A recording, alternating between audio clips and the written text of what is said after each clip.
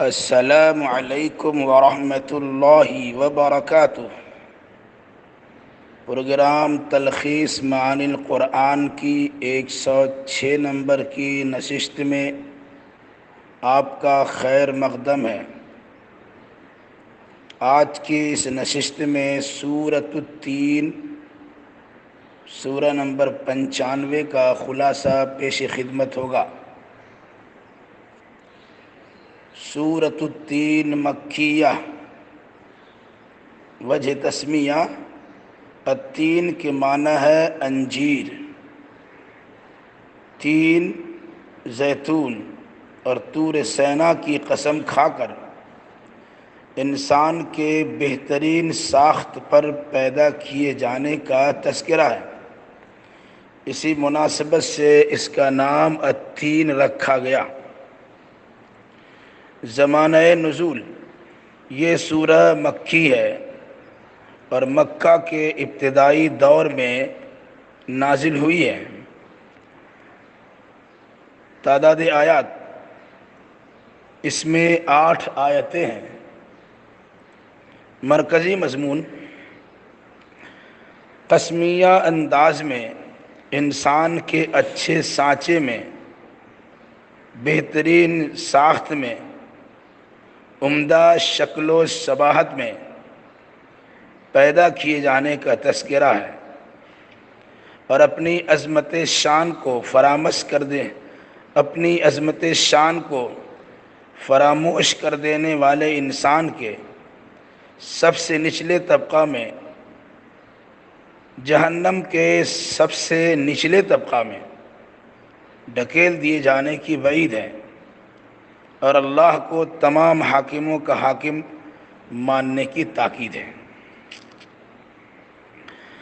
آیت نمبر 1 سے 3 میں انجیر، زیتون، طور سینین اور بلد امین مکۃ المکرمہ کی قسم کھائی گئی ہے۔ انجیر و زیتون در حقیقت کنایہ ہے اس علاقے سے جہاں یہ بکثرت پیدا ہوتی ہیں، یعنی شام و فلسطین، جہاں عیسیٰ علیہ السلام کو مبعوث کیا گیا۔ طور سینین سے وہ مقدس مقام مراد ہے جہاں موسیٰ علیہ السلام نبی بنا کر بھیجے گئے، اور بلد امین سے شہر مکہ مراد ہے جہاں خاتم النبیین کی ولادت و بعثت ہوئی۔ در حقیقت ان تینوں مقامات مقدسہ کی قسم کھا کر ان جلیل القدر رسولوں کی یاد تازہ کرائی گئی ہے جو ان مقامات میں رسول بنا کر بھیجے گئے۔ آیت نمبر 4 سے 6 میں انبیاء کرام علیہم السلام کے مقابلے میں انبیاء کرام علیہم السلام کے مقام ظہور کی قسم کھا کر اس حقیقت کو واضح کیا گیا ہے کہ اللہ نے انسان کو سب سے بہترین ساخت پر اور عمدہ شکل و صورت میں بنایا ہے، تمام خلقت میں ظاہری و باطنی اعتبار سے عمدہ و نفیس بنایا ہے، اچھی شکل و صورت بھی عطا کی ہے، بہتر صلاحیت سے بھی نوازا ہے، اور اشرف المخلوقات کے شرف سے بھی مشرف فرمایا ہے۔ مگر انسان کو بہترین ساخت پر پیدا کرنے کے ساتھ اللہ نے صحیح و غلط راستے کے انتخاب میں انسان کو اختیار بھی دیا ہے، تو کچھ لوگ غلطی کا دلدادہ بن کر برائی کی طرف مائل اور اخلاقی پستی میں گرتے گرتے اس انتہا کو پہنچ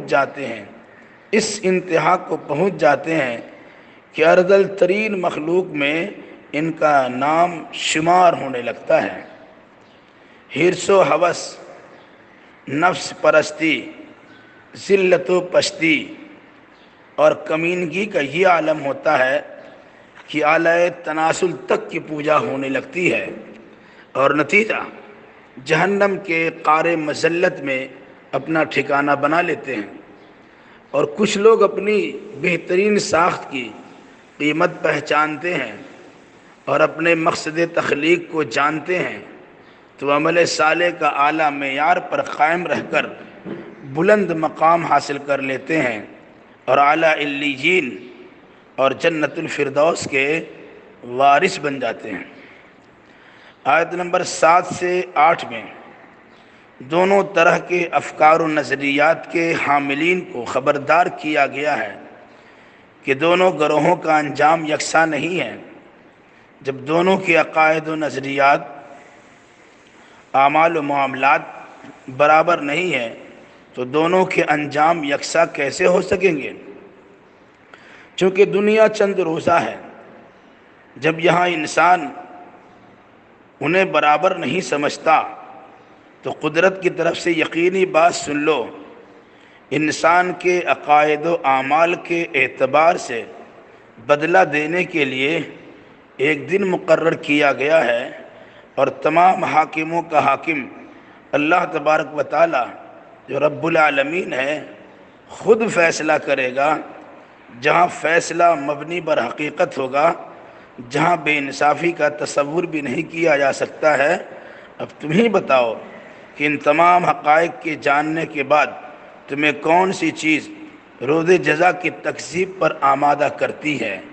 اگر غور و فکر کرو گے تو بدلے کا دن، جزا کا دن، قیامت کے دن کا انکار نہیں کر سکو گے، اور جب اس دن کا انکار نہیں کر سکو گے تو دنیا میں شتر بے مہار کی طرح شتر بے مہار ہو کر زندگی نہیں گزارو گے، بلکہ اللہ اس کے رسول کا لگام اپنے ناکوں میں ڈال کر اسی اعتبار سے حرکت کرو گے یا کام کرو گے جو اللہ اس کے رسول کی چاہت ہوگی اور اللہ اس کے رسول کی طرف سے جس کی رہنمائی ہوگی۔ کاش کہ مسلمان اپنی اس حقیقت کو جان لیتے اور پہچان لیتے تو اللہ نے اسے بلند بالا مقام عطا کیا ہے، یہ اپنے آپ کو پستی کے قعر مذلت میں نہیں گرا لیتے ہیں۔ اللہ ہمیں بھی، آپ کو بھی اور جملہ مسلمانوں کو بھی نیک سمجھ کی توفیق عطا فرمائے اور اپنی قدر و منزلت خود پہچاننے کا جذبہ دے۔ آمین۔ والسلام علیکم ورحمۃ اللہ وبرکاتہ۔